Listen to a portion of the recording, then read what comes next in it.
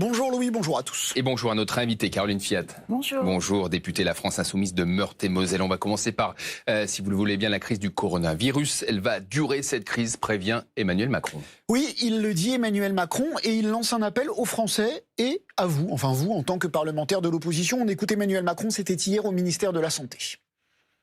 Faire bloc, c'est ce que nous devons à notre pays. Nous sommes et serons mobilisés dans la durée. Mais nous sommes prêts. Et je sais que nous aurons cette force de relever ce défi. Faire bloc, c'est ce que nous devons à notre pays, demande-t-il à tous les Français. Est-ce que vous êtes prête à faire bloc avec le président de la République pour lutter contre le coronavirus ? Oui, et il faut faire bloc, et c'est ce que je dis depuis plusieurs jours. On ne fait pas de politique sur une crise sanitaire. On fait de la politique sur un système de santé, et ça se réglera après la crise sanitaire. Mais pendant une crise sanitaire, on ne fait pas de politique. On met toutes nos forces ensemble pour gérer la crise. Quand il y a des imperfections, il y a eu une histoire où il manquait des savons dans les écoles. Moi, dès que j'ai eu l'info, j'ai alerté préfet, ARS dans ma région, et j'ai aussitôt prévenu Olivier Véran pour l'alerter sur la situation en lui disant on ne peut pas demander aux gens de se laver les mains toutes les heures s'il n'y a pas de savon. C'est sûr. Voilà, on fait. Mais la crise est bien gérée selon vous pour l'instant par le gouvernement ? Globalement, on ne peut pas faire de miracle. La situation, on ne va pas inventer des médecins et des nouveaux soignants dans l'heure. Donc globalement, la crise est bien gérée. Sur le terrain, vous êtes aide-soignante, vous avez travaillé en hôpital, vous avez travaillé dans un EHPAD. Sur le terrain, dans votre circonscription, vous avez l'impression que ça se passe bien, que tout le monde fait front ? Oui. Bon, après, il faut faire confiance aux personnels médicaux, aux personnels soignants pour gérer des crises sanitaires. C'est dans notre formation. Oui. Les plans blancs existent aussi pour ça. Donc là-dessus, je suis pas inquiète. Par contre, on en sortira épuisé. Donc c'est l'après, ce que je vous dis, c'est après qu'on fera de la politique pour savoir qu'est-ce qu'on fait après la crise.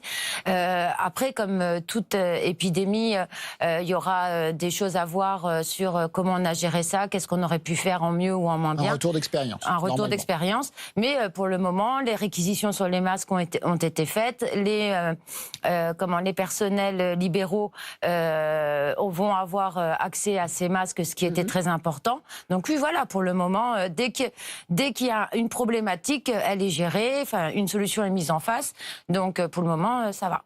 Allez, on va parler du 49.3. 49.3, c'était un peu la température hier à l'Assemblée nationale. Gilles, avec ces deux motions de censure rejetées, sans surprise. Alors, les deux motions de censure ont été rejetées.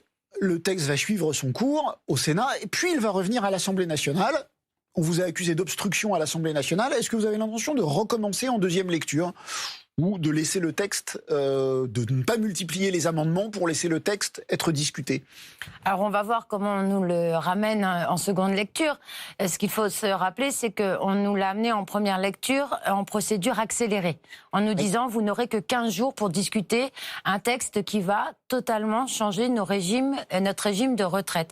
C'est ça que nous avons dénoncé, en disant non, on ne le fera pas en 2 semaines, vous nous pousserez pas à le faire vitesse rapide. Donc c'est un débat infini, mais en présentant 40 000 amendements, vous n'aidez pas non plus à la discussion sereine autour du texte. Ma question concernait l'avenir. Est-ce que vous allez recommencer ou pas ?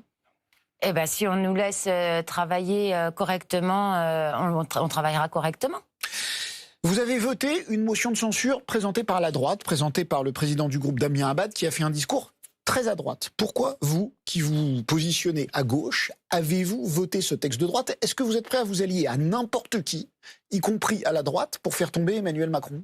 Alors, ça a été une très, très, très, très longue réflexion de savoir si on allait voter cette motion de censure, surtout suite au discours du président Abad. Parce qu'il était vraiment à droite. Parce qu'il était très à droite. Il y avait du pour et du contre dans le groupe. On a fait voter nos militants via les réseaux sociaux. Le oui l'a emporté. Et donc, on a suivi... J'en déduis que le oui ne vous enchantait pas. Il y avait du pour et du contre. Après, on s'est dit que nous, le but du jeu, c'était de renverser le gouvernement. Donc, s'il fallait profiter de la motion de censure de la droite pour le faire, faisons-le. Vous avez, vous, signé une motion de censure avec la gauche, le Parti socialiste, le Parti communiste. Est-ce que de cette communauté d'opposition peut naître une communauté de proposition ? C'est-à-dire, est-ce que vous êtes prêts, alors vous êtes prêts à vous allier avec la droite pour renverser le gouvernement, mais est-ce que vous êtes prêts à vous allier avec la gauche pour offrir une alternative au pays ? c'est ce que je souhaite. Personnellement, c'est ce que j'espère. Qu'à un moment donné, on arrive à trouver des solutions et à apporter des solutions tous ensemble. C'était le but de la France Insoumise, un mouvement de gauche où tous les encartés puissent se réunir ensemble pour travailler un projet ensemble, d'où l'avenir en commun d'ailleurs. C'est ce que j'espère. Et le PS est fréquentable, à nouveau. Bon, moi, je les ai jamais trouvés. Bon, non, il y en a. Ça dépend quelle PS. Après, voilà. Bon, c'est la soignante qui parle. J'aurais un peu de mal de travailler avec Madame Touraine. Je suis un peu, comment on dit, je lui en veux encore vaccinée, beaucoup. si je puis dire. Je lui en veux encore beaucoup. Non, mais après, si on reste que sur les malheurs du passé, on n'avancera pas. Donc je pense que c'est dans l'international, hein, faisons table rase du passé. Et avançons. J'ai envie d'un bel avenir pour mes enfants, donc ouais, je pense qu'il va falloir se serrer les coudes, sans se toucher les mains, il y a le coronavirus. Et éventuellement dépasser les clivages. Je pense qu'il va falloir, oui. Un dernier mot sur l'actualité à l'étranger avec cette primaire démocrate aux États-Unis. Joe Biden qui sort vainqueur. Bernie Sanders, l'homme de gauche que vous soutenez sans doute, est en difficulté. Vous le regrettez? Oui, c'est un vrai regret. Il y a eu une vraie campagne. C'était le mardi où il y avait 14 le super mardi avec 14 élections en même temps. Il fallait absolument sur les 14 qu'on en gagne plusieurs, dont le Texas, ce qui n'a pas été le cas. Bon, Bernie Sanders a adjugé la Californie, c'est pas fini pour lui. Non, c'est pas fini. Mais est-ce qu'il n'y a pas des conclusions aussi en tirant en politique nationale? Ça veut dire que les opposants à Donald Trump trouvent qu'une opposition raisonnable, modérée, a finalement plus de chances de l'emporter face à la droite qu'une opposition résolue. J'ai envie radicale. Oui, je sais. Moi, je suis vraiment déçue parce que quand on voit le programme que propose Bernie Sanders, je comprends pas. Je suis pas américaine. Moi, j'arrive déjà pas à comprendre comment on a fait pour faire venir Emmanuel Macron plutôt que nous. Alors, je vais pas aller maintenant m'occuper de la politique aux États-Unis, mais je trouve ça dommage parce que, vous voyez, en France, on avait dit si vous votez Emmanuel Macron, tout ce qui se passe actuellement, on l'avait prédit.